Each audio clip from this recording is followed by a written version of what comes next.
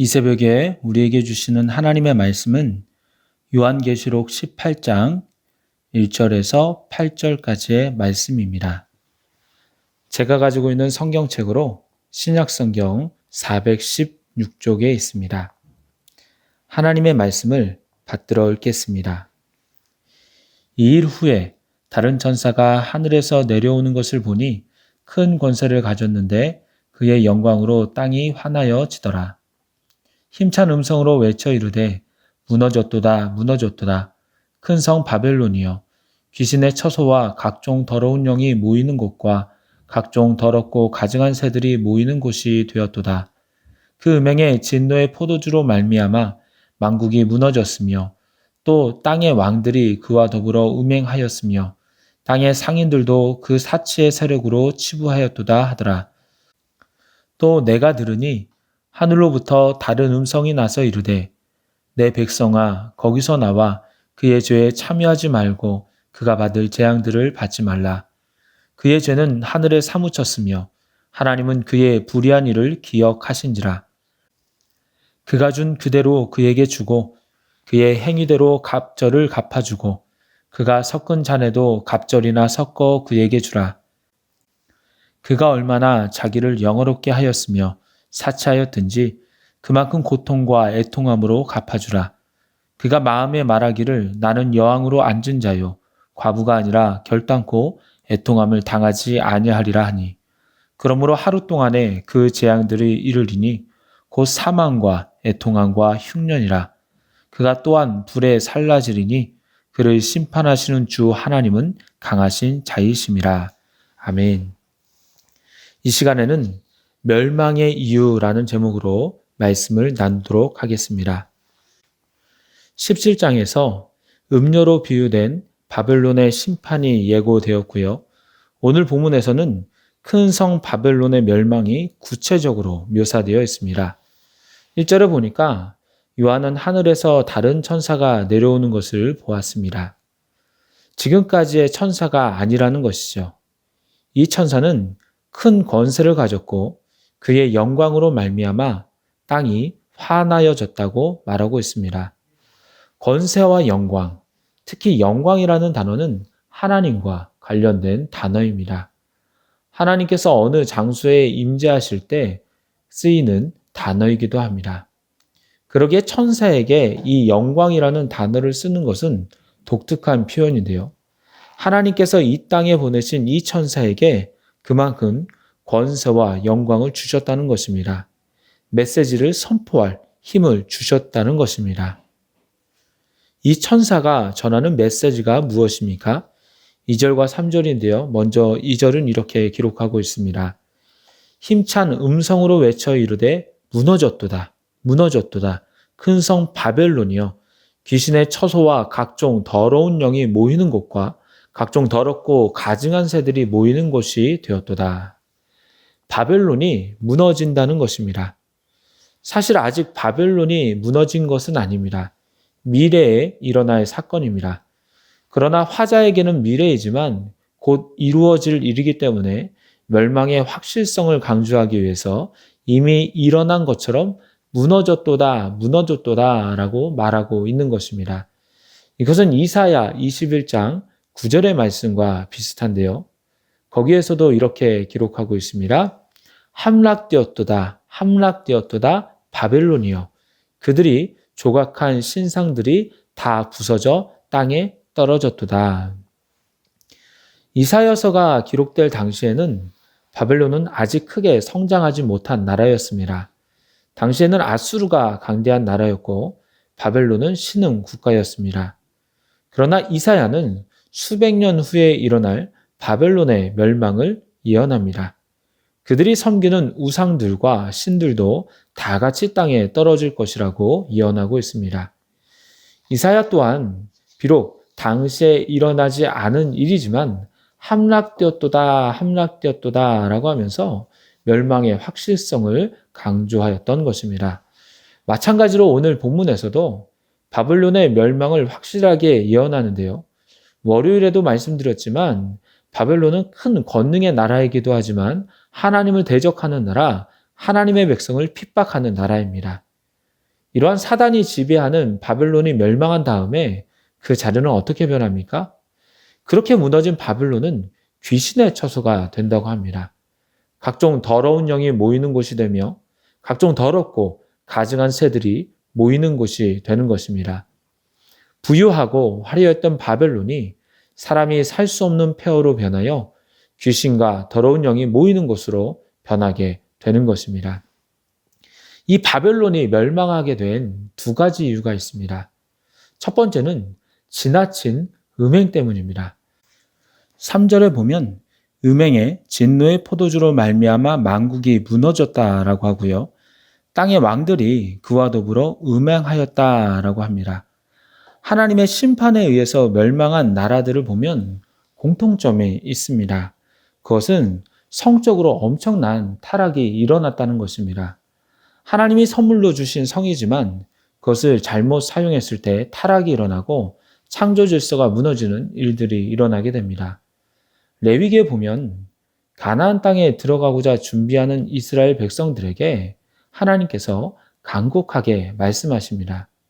18장에 보면 입에 담기도 힘들고 상상하기도 힘든 말씀을 하시는데요.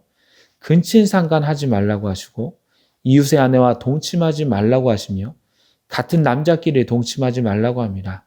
또한 짐승과도 교합하지 말라고 합니다. 그렇게 할 때 레위기 18장 25절을 보면 그 땅도 더러워졌으므로 내가 그 악으로 말미암아 벌하고 그 땅도 스스로 그 주민을 토하여 내느니라 라고 말씀합니다. 이스라엘 백성들이 들어가기 이전에 살던 가나안 백성이 그 음행으로 인하여 멸망당한 것이라는 겁니다. 그 땅이 그러한 음행을 도저히 견딜 수가 없어서 스스로 주민을 거부하고 토해냈다는 것이죠. 가나안 땅의 백성들은 그래서 멸망할 수밖에 없었습니다. 그러기에 이스라엘 백성이 그 땅에 들어간 것입니다. 그러면서 하나님께서 당부하시는 것이 있습니다. 너희들은 절대로 가나안 땅의 풍속과 규례를 행하지 말라는 것입니다. 이러한 음행을 저지르지 말라는 것이죠. 저지른다면 똑같이 멸망당할 수밖에 없다는 것입니다. 성경의 소돔과 고모라, 가나안 백성들, 성경의 여러 나라들이 이 음행으로 인해서 멸망당하고 원주민들이 쫓겨난 것입니다. 오늘 본문은 바벨론이 쫓겨난 이유도 이 음행 때문이라고 분명하게 밝히고 있습니다. 두 번째로 바벨론이 멸망한 이유는 사치의 세력으로 치부되었기 때문입니다. 그들은 지나친 사치로 인해서 세상의 상인들을 부유하게 만들었습니다. 사치를 한 것, 또 장사치들이 부유한 것 자체가 무슨 죄냐라고 물을 수 있습니다. 이것과 멸망이 무슨 관계냐라고 물을 수 있습니다. 하지만 이사야서 47장 8절과 9절에는 이렇게 기록합니다. 그러므로 사치하고 평안히 지내며 마음에 이르기를 나뿐이라. 나 외에 다른 이가 없도다. 나는 과부로 지내지도 아니하며 자녀를 잃어버리는 일도 모르리라 하는 자여 너는 이제 들을지어다. 한날에 갑자기 자녀를 잃으며 과부가 되는 이 두 가지 일이 내게 임할 것이라. 내가 무수한 주술과 많은 주문을 빌릴지라도 이 일이 온전히 내게 임하리라. 부유한 것 자체는 문제가 아닙니다. 하지만 그로 인한 사치가 문제가 되는 것입니다. 사치의 문제는 자기밖에 모르는 겁니다. 평안히 지내면서 다른 일을 생각하지 않는 것입니다. 주변에 과부도 있고 고아도 있는데 전혀 돌보지 않는 것입니다. 자기밖에 모르기 때문입니다. 그리스도인들이 착각하는 것 중에 하나가 가만히 있으면 죄를 짓지 않는 줄 아는 것입니다. 하지만 그것은 아닙니다. 그리스도인들은 세상 속에서 가만히 있는 사람들이 아닙니다.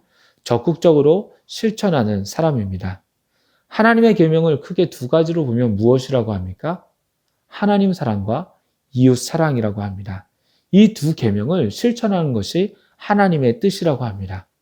하나님을 사랑하면 이웃을 사랑할 수밖에 없습니다. 하지만 하나님을 사랑하지 않고 물질과 세상을 더 사랑하기에 이웃 또한 돌보지 않고 물질을 자신을 위해서만 쓰는 것입니다. 그렇게 이기적으로 사치하며 돈을 쓰는 사람이 많으면 많을수록 하나님께서 만들고자 하셨던 하나님의 나라는 더 멀어지게 되는 것입니다. 가만히 있으면서 이웃을 사랑하지 않으면, 그 사랑을 실천하지 않으면 자신의 사명을 감당하지 못하여 시간과 물질을 허비하는 것입니다. 이기주의로 인해서 이웃을 사랑하지 않는 죄를 범하게 되는 것이죠.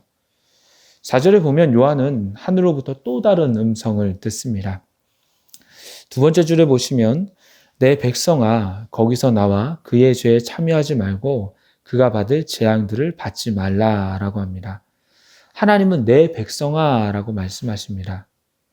예수 그리스도를 믿는 자들, 자녀로 구별된 자들은 비록 세상 가운데 살지라도 그 자리에서 빠져나와서 그들의 죄를 짓지 말라는 것입니다. 시편 1편 1절에는 복 있는 사람은 악인들의 꾀를 따르지 아니하며 죄인들의 길에 서지 아니하며 오만한 자들의 자리에 앉지 않는다라고 말씀하고 있습니다. 그리스도인들은 죄를 짓는 자리에 앉을 필요가 없습니다. 음란한 자리, 남을 험담하는 자리, 사치하는 자리, 거짓이 판치는 자리에 앉을 필요가 없습니다. 이따가는 같이 망합니다. 그러기에 하나님은 빠져나오라는 것입니다. 괜히 그 자리에 있다가 그가 받을 재앙들을 받지 말라는 것입니다. 5절부터 보시면 하나님은 음녀 바벨론이 불의한 일을 행한 것을 다 기억하고 계십니다. 그의 행위대로, 아니 갑절로 갚아줄 것이라고 하십니다. 그는 마음속으로 말하기를 자신에게는 어떠한 재앙도 닥치지 않을 것이라고 합니다. 나는 권력과 부가 있으니 그것들이 자신을 보호해 줄 것이라고 생각합니다. 하지만 하나님은 심판하시고자 하시는 자를 분명하게 심판하십니다. 그가 당할 구체적인 재앙이 무엇입니까? 8절에 보시면 그러므로 하루 동안에 그 재앙들이 이르리니 곧 사망과 애통함과 흉년이라. 그가 또한 불에 살라지리니 그를 심판하시는 주 하나님은 강하신 자이심이라. 내릴 재앙은 사망과 애통함과 흉년입니다. 많은 이들이 죽을 것이며 그 성과 나라에는 애통함이 가득할 것입니다. 살아있는 자들도 흉년으로 인하여 고통 가운데 살아가게 된다는 것입니다. 그런 심판 가운데 하나님을 어떻게 표현하고 있습니까? 그를 심판하시는 주 하나님은 강하신 자라고 표현하고 있습니다.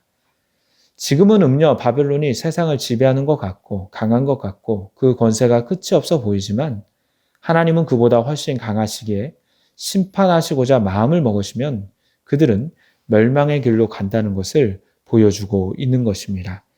이제 말씀을 맺도록 하겠습니다. 오늘 말씀의 제목은 멸망의 이유입니다. 바벨론은 여러 가지 죄를 지었지만 오늘 본문에서는 단 두 가지, 음행과 사치를 이유로 들고 있습니다.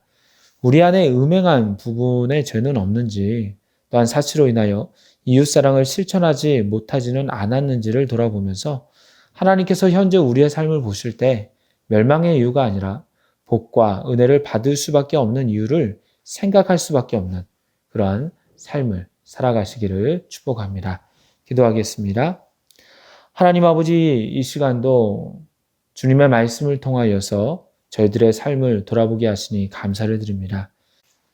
세상 속에 큰 성 바벨론이 많이 있지만 또 그 길이 넓어 좋아 보이지만 세상 가운데 살아가면서 그리스도인이라는 정체성을 가지고 살게 하시고 넓은 길에 기웃거리기보다는 좁은 길이라고 할지라도 주님의 말씀을 하나하나 지켜갈 수 있는 저희들 되게 하여 주시옵소서.